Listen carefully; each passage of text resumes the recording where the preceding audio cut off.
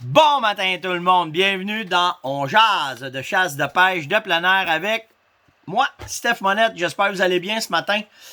J'espère que vous avez passé une belle veillée hier. Nous autres, ça s'est fait en barbecue. Le premier beau gros barbecue en gang, là, en gang. En famille, parce qu'on peut pas faire ben grand chose avec les adresses puis le COVID. Mais quand même, mon gars est revenu de Val-d'Or. Et il a passé un test de COVID avant de s'en venir à la maison. Et il était négatif. Fait qu'on a pu manger tout le monde ensemble. Fait que ça fait du bien, mais j'ai hâte de voir d'autres mondes, par exemple. J'aime ma gang, là. Mais il me semble parler d'autres choses, d'autres réalités puis d'autres patentes, là. Il me semble que ça ferait du bien. J'ai hâte de voir du monde. Vraiment. Hier, j'ai vu, je pense que c'est Philippe. Je suis pas bon dans les noms, vous le savez. Là. J'ai Philippe hier qui est venu, s'est échappé vers la ferme pour venir voir un peu ce qu'on avait de l'air à Fermonette. C'était plate parce que comme j'y ai expliqué, j'ai dit écoute, je trouve ça super cool quand vous arrêtez, venez faire un tour, mais j'ai dit un, t'es chanceux de me poigner, puis deux, c'est pas que ça, c'est qu'avec le COVID, on peut pas rien faire. Fait que tu sais, j'ai pas pu y montrer rien, on n'a même pas pu sortir de nos autos parce qu'on protège un peu nos affaires. Fait que on s'en promet tout un barbecue avec le COVID fini, je vous le dis en tabarouette. Mais c'est ça. Hier, il a plu aussi. On n'a pas été à la pêche. J'ai juste été faire un petit tour. J'avais des affaires, il fallait que je vérifie mes clôtures hier soir. Fait que je suis allé faire le tour de mes clôtures parce qu'il y avait eu des coups de vent. Juste être sûr qu'il n'y avait pas d'arbre de tomber ces clôtures. Puis que tout était correct. Puis ça a été une journée ben swell hier. Ce matin, on parle de quoi? J'ai Marc Charon qui me dit Steph, tu parles de pêche, mais est-ce que tu pêches à la mouche? Ouais, pas mal là pour ça.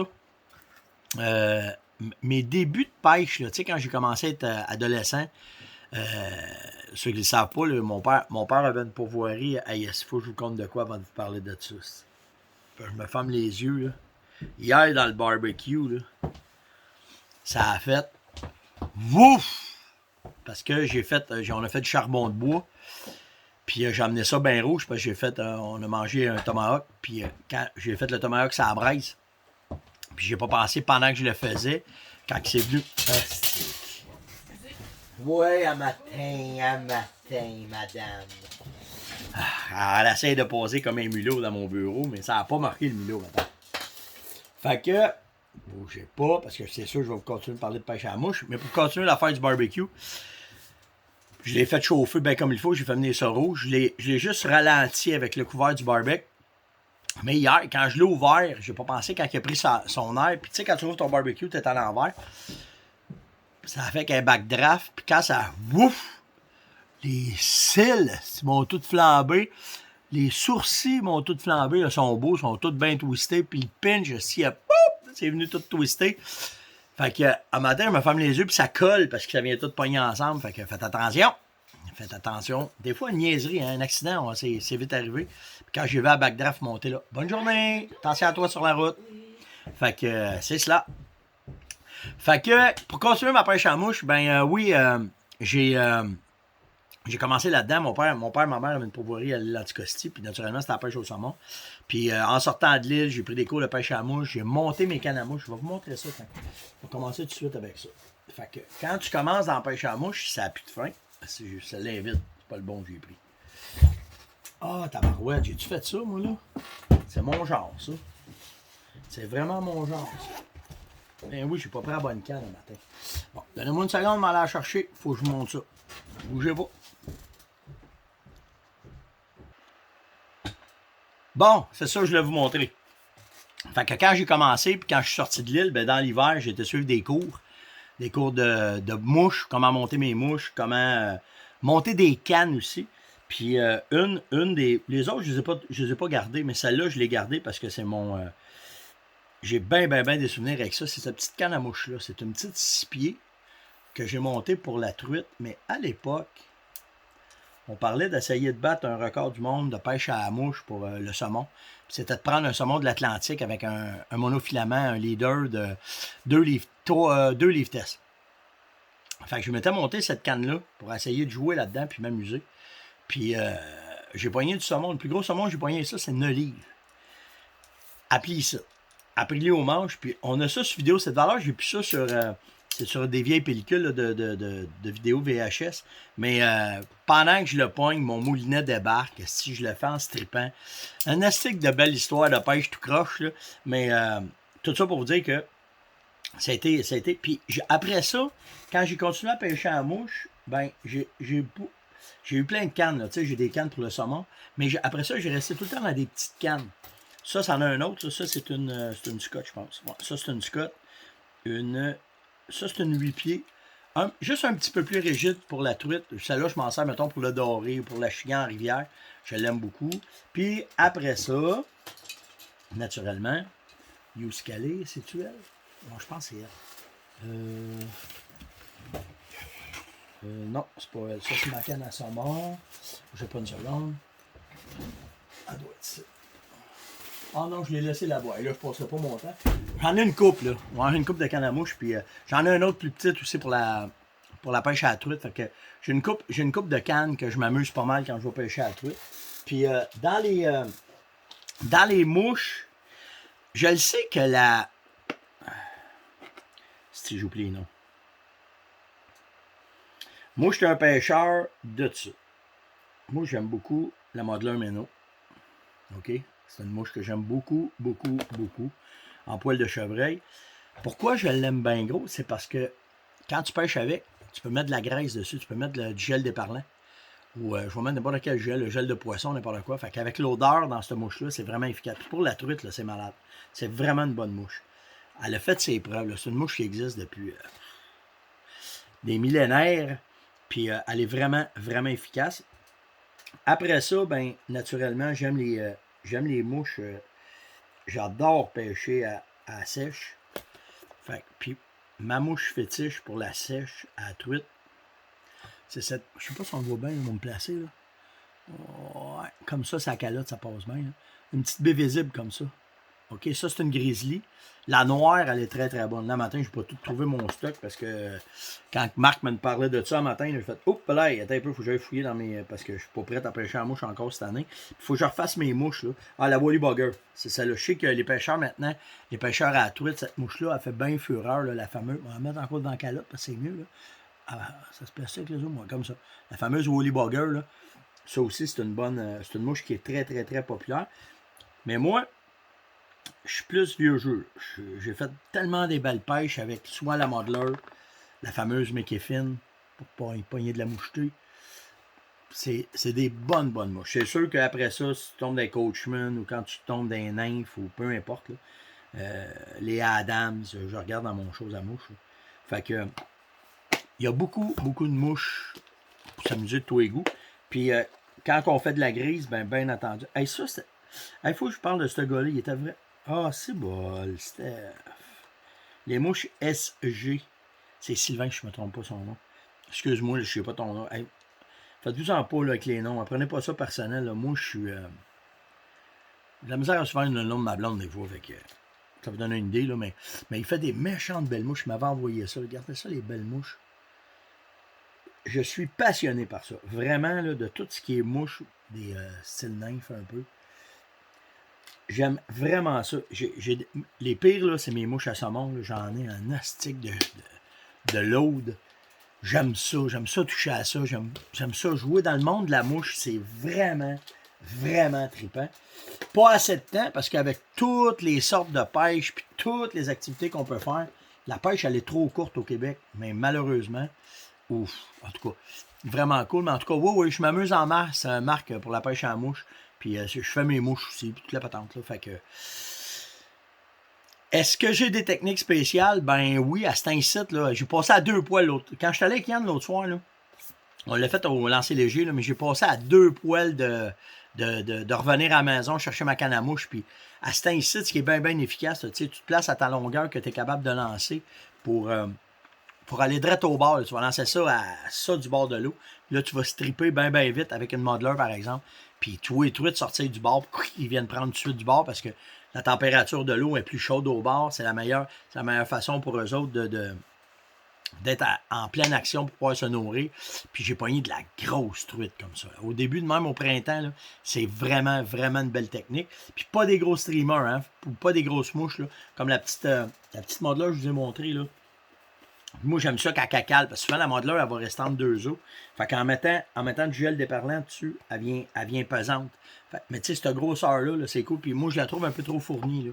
Souvent, je vais prendre mes ciseaux, puis je vais enlever un peu de poil là, que j'ai après. Là. Je trouve qu'il y a trop de poil après. Fait que quand elle va tomber à l'eau, ça va faire la job. Fait que c'est un peu un autre dada que j'ai, la pêche à la mouche. Puis on ne se mettra pas à parler de pêche au saumon parce que là, vous allez me parler pour une coupe de minutes et sinon d'heures. Il faut que je fasse des salutations spéciales à matin. La première, c'est à Nicole Sauvageau, qui est à sa première chasse au dindon cette année. Puis son chum Pascal me dit, Steph, il dit, à l'écoute, on jase, puis il dit, je suis prêt à gagner, venir à la chasse avec moi. Fait que sa première chasse au dindon, demain. Alors Nicole, bonne chasse, amuse-toi bien, puis j'espère que tu vas croiser le fer avec monsieur le dindon, puis voir comment est-ce que ça va aller. Mais amuse-toi, c'est juste ça qui est cool. L'autre affaire. Hier matin, de bonne heure, je suis allé faire installer mon attache dans mon truck, dans mon RAM, là, pour ma féfouille, pour ma roulotte. Puis nous autres, dans la région ici des Laurentides, c'est les spécialistes, c'est attache Étier. Puis j'ai pas pensé, moi, tu sais, ça fait longtemps, là, je sors quasiment pas. C'est la première sortie que je fais quasiment d'un an, aller faire ça sur mon truck, puis toute la sécurité est là. Tu peux même pas rentrer dans le magasin, j'ai entendu dehors, ils mettent des chaises dehors, puis t'es assis dehors, puis là, t'attends qu'ils font les modifications sur ton camion. Là. Puis je suis allé dans le garage voir les gars, tu sais, voir qu'est-ce qu'il y avait de la job qu'ils ont fait sur le truck puis tout. Puis les gars, écoute, on jase dans le garage. Fait que j'ai fait, ben voyons donc, c'est bien cool. Mais le gars qui a travaillé sur mon truck hier, le mécanicien qui a travaillé sur mon camion hier, c'est Serge. Alors, salut Serge. J'avais dit que je dirais un beau baba, un beau salut un matin de On jase. Fait que merci vraiment parce que la job est impeccable. Puis là, j'ai bien hâte de piner ma féfouille puis d'aller faire un petit peu de camping. Fait que vraiment cool.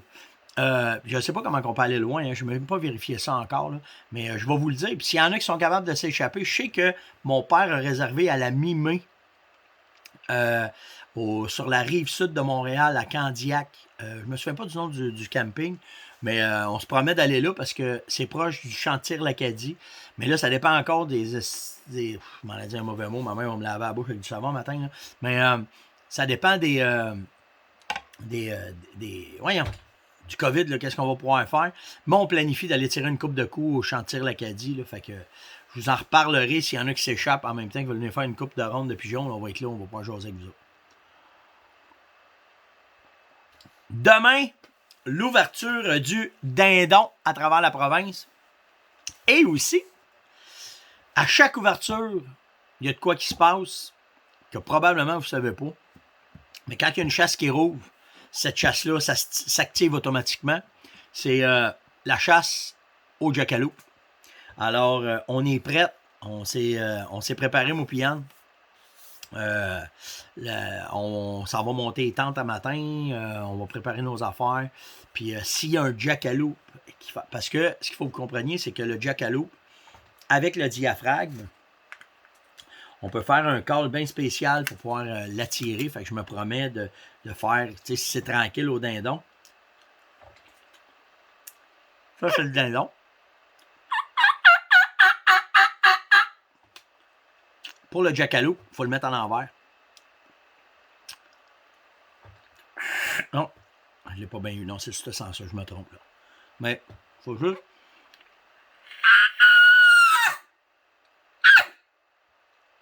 Juste ça. C'est proche du wapiti, parce qu'on peut faire les deux, hein. Parce que le wapiti, c'est tu vas allonger après, tu vas faire.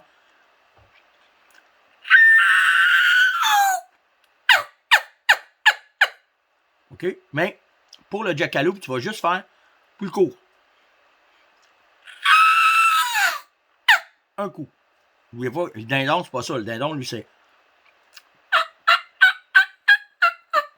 Fait que. on va faire ça demain matin, fait qu'on va voir. Puis le meilleur temps, ils disent que, en tout cas de ce que j'ai lu, c'est vers 10h30. Entre 10h30 et 10h35, c'est la meilleure période de calme pour le Jackalope. Fait qu'on se promet bien demain matin de faire une coupe d'essais tout d'un coup que ça marcherait. Fait qu'on va vous filmer ça, on va vous montrer ça. S'il pleut, par exemple, on va pas à la chasse parce que, j'aime pas ça chasser le dindon quand il pleut parce que si tu récoltes, t'es pas capable de faire des belles photos. Stick, hein? Il est-tu fancy, le gars? Mais l'autre affaire, c'est que vu qu'il pleut, le Jackalope devient furtif, puis on le voit pas. Il se déplace trop vite. Fait qu'on va attendre qu'il y ait un beau matin à la place, puis on va aller au dindon. C'est pas drôle, la chasse. Il y a un gars qui m'a écrit. Ça s'appelle dit, hey man. Il dit, ma blonde, elle connaît pas ça à la chasse. Il dit, elle cherche à voir Jackalope sur Wikipédia, puis il dit, hey, elle dit, c'est une légende urbaine, ça. Il dit, ben non, Minou, c'est pas une légende urbaine, puis j'ai laissé ça de même, man. Il dit, j'ai assez hâte t'en récolter un. Il dit, je vais lui montrer que c'est vrai. Fait que, puis, ça, là, c'est juste avec vos yeux, hein. Parce que c'est comme le Père Noël. Si tu crois au Père Noël, le Jackalope va apparaître, puis c'est malade. Fait que moi, j'en vois plein de Jackalope. Fait que c'est ça, le matin. Après, j'ai pas pris le... c'est bon, je voulais faire des recherches pour Kevin, le matin. Kevin m'a demandé, il y a les nouvelles vestes de chasse, là, qui sortent avec plein de poches, un peu tactiques, qui sont orange pour la chasse, puis il m'a demandé, c'est-tu légal d'après toi? Oui, c'est légal.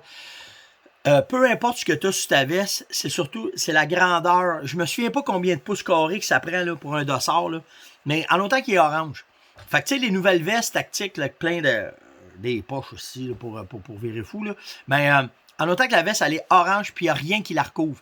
Parce que souvent, l'erreur qu'on va faire, c'est que si tu as ton dossard, puis tu mets un backsack par-dessus, tu vas couvrir le orange, puis c'est pas de porter le dossard qui est important, c'est de la vision du dossard qui est importante. Fait que tu peux avoir un ticket si tu mets, mettons, ton backsack par-dessus ton dossard. Tu peux avoir des problèmes avec les agents parce qu'il faut que le dossard soit très, très visible. Fait que c'est un nombre de pouces minimum carré qu'il faut que tu ailles en avant puis en arrière. Mais ces vestes-là sont orange, full orange. Fait qu'il n'y a aucun problème. Pour ta chasse, tu as le droit de les avoir. Puis c'est bien, bien légal. Il n'y a pas de problème. Ça, je vais en parler après parce que j'ai une question, c'est le diaphragme. Là, lui, il est trempe, fait qu'il va se placer. Ah oui, hey! Vous allez remarquer, là, moi, ça m'est arrivé là, quand j'ai commandé du stock sur le web. Puis j'ai remarqué qu'il y avait une augmentation des prix. Puis nous autres aussi, là, ça commence à se faire sentir. Fait que vous allez remarquer que certains produits, pour un minimum d'achat, moi, je fais pas ça, là, mais il y en a qui vont vous dire, mettons, quand tu vas acheter sur le web, il faut que tu achètes minimum 75$ pour que le transport soit gratuit ou un frais minimum de transport parce que, justement, le transport tue, là. Il y a des frais, les frais de transport augmentent en malade, là, puis si tu as un produit qui n'est pas dispendieux, je vais vous donner un exemple, les étiquettes de la Fermonette, là, on a des stickers, vous pouvez acheter la 4,99, là, le sticker, il coûte 20$. Là, tu vas écrire, ça n'a pas d'allure, c'est pas ça. C'est le prix du transport qui est rajouté directement par-dessus. Nous autres, on a un frais minimum de 5$ pour n'importe quoi, mais il y a certains produits, à cause du prix monétaire, que tu n'arrives pas avec le transport. En moyenne, là, shipper n'importe où au Québec, ça coûte entre 18 et 20$. Fait que tu sais, je commande de quoi à 5$, ça coûte 20$ de transport, c'est nous autres qui l'absorbons. Il n'y a pas. Fait que c'est pour ça que vous allez voir certains produits que les prix vont augmenter. C'est le transport qui embarque par-dessus. Puis c'est pas des jokes, là. À un moment donné, là, le transport, là, c'était 4$, 5$, puis là, on est rendu à 15$, 20$. Fait que c'est fou comment ça augmente avec les profits du COVID, probablement, là, puis l'augmentation de tout ça. Fait que, puis hier, je l'ai fait. Justement, je me suis commandé des mouches. Puis, mettons, ça a monté à 20 quelques piastres. Puis j'avais 25$ de transport aussi. Fait que, au lieu de faire ça, j'ai busté dans le produit. Puis pour avoir le transport gratuit. Fait que faites attention à ça. Regardez quand vous magasinez sur le web. Mais il y a certains produits moins dispendieux que les prix vont augmenter justement à cause du transport. Hier, j'ai pas marqué son nom. Mauditement. Je le retrouverai pas. Je me souviens pas qui, là, mais j'ai quelqu'un qui m'a demandé. Des fois, je pars dans ma bulle là, quand je fais mon jazz le matin. Mes bottes. Il m'a dit, Steph, comment est-ce que tu fais? Fais-nous une petite démonstration vite pour comment est-ce que tu mets. Fait que, tu sais, je prends ma graisse. Ça, c'est Yann là, qui fait ça, c'est de la graisse d'ours. Puis quand je pogne mes bottes, là, je vais faire. Normalement, là, au début de la saison, j'enlève mes lacets et tout. C'est pas compliqué, là. Tu fais que l'appliquer dessus. De même. Ils vont être durs, ces bottes-là. Il était dur pour le ça matin. Là, tu fais que mettre ta graisse dessus comme ça. J'en mets une bonne couche parce que ce que je veux, c'est que je veux que ma botte, elle l'absorbe bien comme il faut. Puis la place où est-ce que j'en mets le plus, c'est sur le bout, ici en haut. OK? Parce que c'est ça qui mange le plus la claque en forêt là, quand on marche dans le foin, puis quand on marche dans les branches, puis tout le kit. Là. Fait que, là, comme je vous dis, c'est un sommaire, là, ce que je vais faire. Là. Mais tu sais, ça, là, à la base de même, là, je vais le faire 2-3 fois par saison pour bien protéger mon cuir. Puis il faut que vous compreniez que ces bottes-là, les Amberland, le cuir est fait seulement... tout le cuir qui est utilisé pour les bottes, c'est seulement du cuir de bœuf. Ils ne prennent pas du cuir de vache. Parce que le cuir de bœuf est plus épais et plus résistant. C'est une niaiserie, là, mais ça fait une différence pour... quand, on paye quand même pas ça... on paye, c'est quand même pas donné, ces bottes-là. Fait que avec ça, ben, avec ce genre de cuir-là, puis je vous le dis, moi, je les ai tout le temps d'un pied. J'ai ça d'un pied au moins, à part l'été, là, que je les mets moins, là, mais à part de ça, je les ai tout le temps d'un pied. C'est incroyable. Cette botte-là, elle a 2 ans, là, puis ça se magame pas. Fait que tu sais, tu fais juste faire ça. Moi, je vais...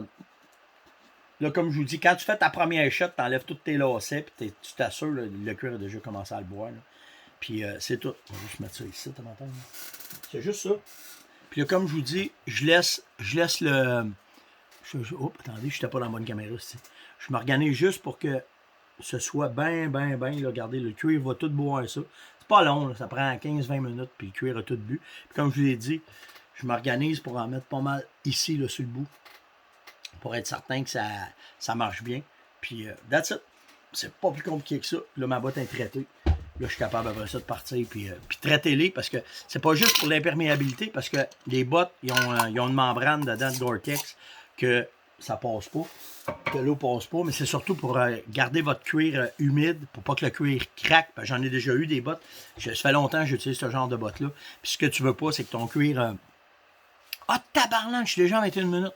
Tu veux pas que ton cuir craque et que tu partes tes bottes. Faut que je me grouille là, matin. Blablabla. Après ça, je veux juste vous passer un petit message ce matin. Y a, dans les zones extrêmes rouges, là, OK? Il y a des boutiques qui en arrachent. Que ce soit n'importe quel, là, que ce soit à gros niveau, que ce soit la gang de Sale, ou que ce soit la Tulipe, ou que ce soit les petites boutiques de chasse et pêche, peu importe. Informez-vous parce qu'ils offrent le service quand même s'ils sont fermés. J'ai parlé avec Marc hier de chez Sale, justement. Puis Marc me disait, je lui demandais comment ça va les ventes, si tu vas essayer de voir parce que c'est des clients nous autres. Puis il me disait, écoute, Stéphane, on s'en sort quand même bien. Ils sont à personnel vraiment réduit. Mais si vous appelez, vous leur dites, écoute, je vais avoir ça, en avez-vous? Ils disent, attendez un instant.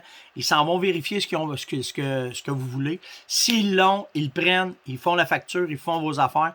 Vous pouvez le pick-upper à la porte, puis ils vont vous le donner. Puis vous êtes capable de continuer à aller chercher ce que vous avez besoin pour soit aller à la chasse, soit aller à la pêche, ou soit aller faire du plein air. Fait que ce soit Sale ou n'importe quel autre boutique, là, je sais qu'à Québec, toute la région de Québec, là, vous êtes dans le Bourgogne, la Beauce, puis tout ça. Mais informez-vous. Tu sais, c'est correct là, de magasiner un peu n'importe où, là, que ce soit sur le web ou ailleurs, mais tu sais, le support des boutiques locales, c'est important parce que c'est des jobs chez nous. Fait que faites juste vous informer.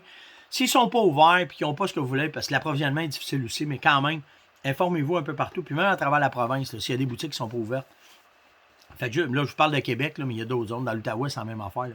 Informez-vous qui est ouvert, quel service ils peuvent donner. Faites juste un effort de plus pour être capable de garder notre argent ici. Il ne faut pas que ça parte en dehors. Donc, c'était l'Onjaz de ce matin. Merci, vous êtes malades. Les likes, les partages, les commentaires, vous ne lâchez pas. Puis c'est la claque dans le dos qu'on a besoin tous les matins. Moi, je vous la donne, je suis avec vous autres à tous les matins, mais la claque que vous me donnez tous les matins, c'est bon, c'est cool, ça fait du bien. Puis le monde s'en va à la chasse. Là, je ne sais pas comment je vais faire ça demain matin avec vous autres. Vas-tu vous faire ça dans le bois, un petit Onjaz bien vite, ou je sais pas. On va voir à ça. Puis on va me lever plus de bonne heure. Puis s'il pleut, je vous le dis, je ne vais pas au dindon, mais j'attends qu'il fasse beau. Sur ce, passez une excellente journée. N'oubliez pas de liker, tout de suite en bas à gauche, partager, venez mettre des commentaires, c'est bien important. Puis nous autres, on se voit demain matin. Ciao tout le monde.